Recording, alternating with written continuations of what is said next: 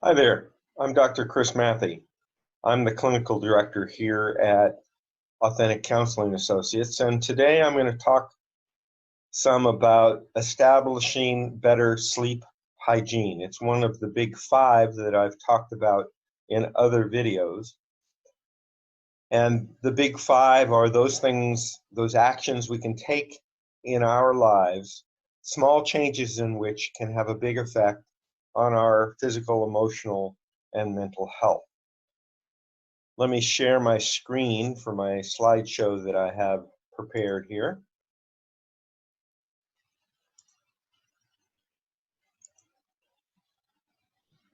Now, sleep, as it says in that subtitle, is associated with the maintenance and health of multiple systems, both mentally, physically, emotionally, in our bodies. And poor sleep can make almost any other change very, very difficult. I'm going to cover several topics in this talk. How much sleep we need, creating a sleep routine, reducing some substances that have a great deal of effect on our sleep, establishing a plan B for when we have a hard time getting to sleep, and several other factors that may help us with sleep.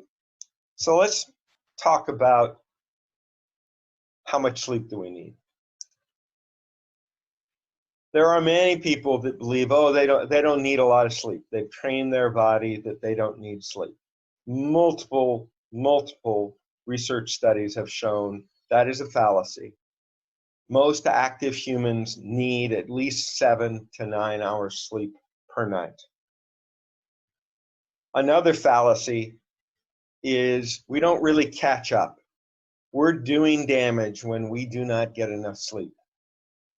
And it is a poor substitute to think that we can starve our bodies of sleep during the weekdays and then make it all better by getting 9 or 10 hours sleep during the weekdays. If you're going to change your sleep habits, it's really important that you start tracking your sleep as well. Either writing it down each night, or there are some marvelous devices, Fitbit being one, but there are many devices, Apple Watches as well, can track our duration and the cycles and stages of our sleep. These are great for really realizing what's going on with your sleep. I had fooled myself for years. And when I got my Fitbit, I couldn't fool myself anymore. I was getting about 5.5 hours sleep per night, and it was poor sleep at that. My Fitbit gave me data. I'm a data hog. The Fitbit gave me data that helped me make decisions for better sleep. And I will cover some of the things I did in the rest of this talk. For instance, one of the things I did was I gradually added the number of minutes to my sleep by going to bed a bit earlier. I didn't start by going to bed 2 hours earlier, but I did change my habit. I started going to bed about 15 minutes earlier every week, and over the course of some months, I've added a couple of hours average sleep per night. Also, if you have a bad night's sleep, as best as you can, stay to your daily routine and don't take a nap. If we start taking naps, we start training our body to change our sleep cycle. We don't want to do that. So as best as possible, keep to your routine. Speaking of routine, our bodies and our minds like predictability and routine. That means if you create a routine you go through every night or close to every night, your body realizes it's in the flight pattern. It's getting ready to land, and it helps you get into the mindset of sleep. Some specific things you can do to help this is shutting off your screen devices. Good 30 minutes, maybe an hour before heading to bed, and making that hour or so before bed, quiet time by reading, listening to some music, doing some meditation. And I suggest that as a last step in the routine of getting to sleep, that when you're in bed and you're ready to go to sleep, you do some sort of visualization, breathing exercise, or progressive relaxation that helps you into your sleep per se. We'll do more on that a bit later.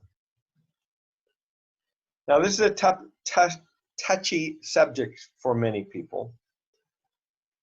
The fact is that alcohol and caffeine and nicotine are very prevalent in our society, and unfortunately, they are physically addictive. And more unfortunately, all of them greatly affect the quality and duration of our sleep.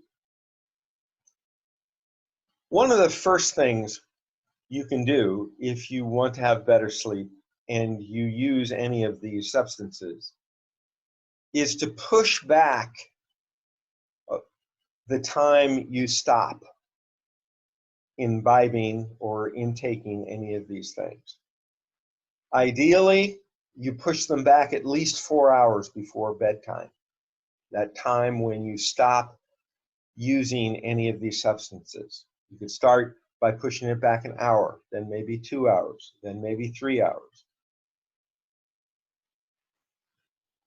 Another fallacy I've heard from my clients is that their alcohol is what they use to get to sleep. It relaxes them. It makes sleep available to them.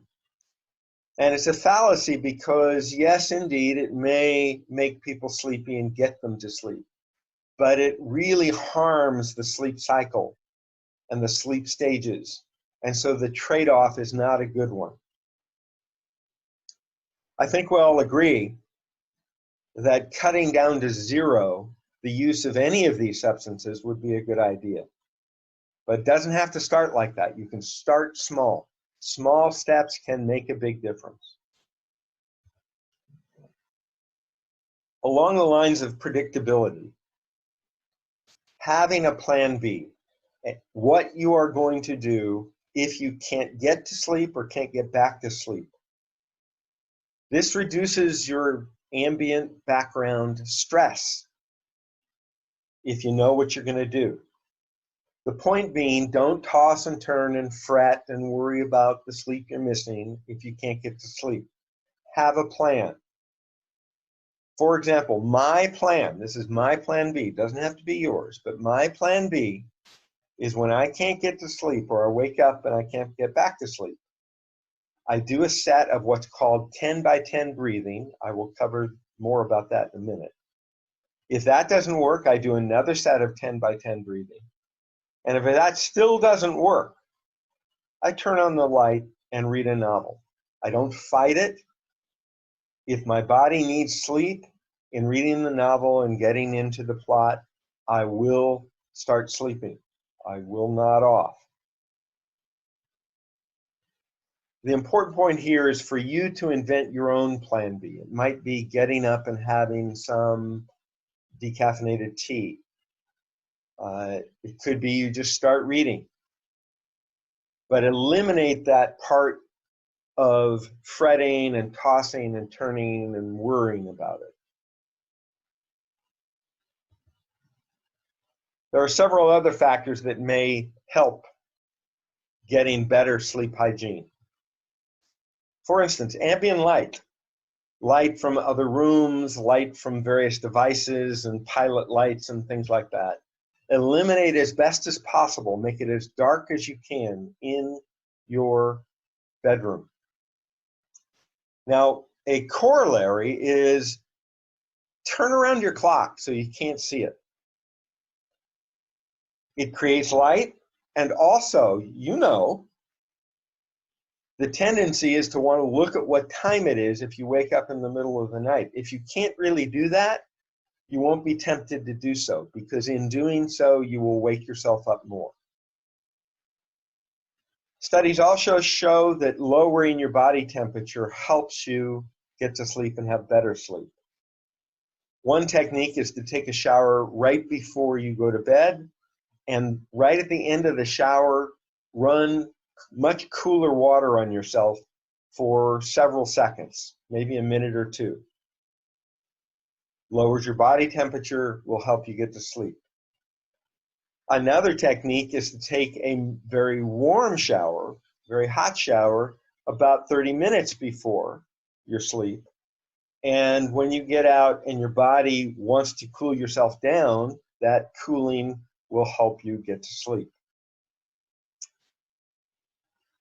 Probably all of us have heard about the idea of the bed is for sleep and sex. I think the point here is to reduce the amount of activities your mind expects to do on your bed. Now, I read in bed, but I don't work in bed. I don't watch TV in bed. I don't play games on my bed. So the idea is to reduce the amount of activities our bodies, our minds expect to be doing, so that the idea of coming in for a landing, of going to sleep in a sleep routine, is much cleaner. As far as exercise is concerned, exercise is great. Regular exercise will improve your sleep, but end it a good hour or two before your sleep so your body has a time to cool down and relax. So in summary, the effects can start today. The health effects of making little tweaks in your sleep hygiene can start today. Start small, like I did. I added 15 minutes a night, or 15 minutes actually a week, for several months to make my net average sleep go up quite a bit. Also, I suggest you measure manually or with some sort of device. Now, if you do many of these things and you are still groggy or sleepy or tired, and it doesn't seem to be helping, maybe it's time for you to talk to your doctor and get a sleep study.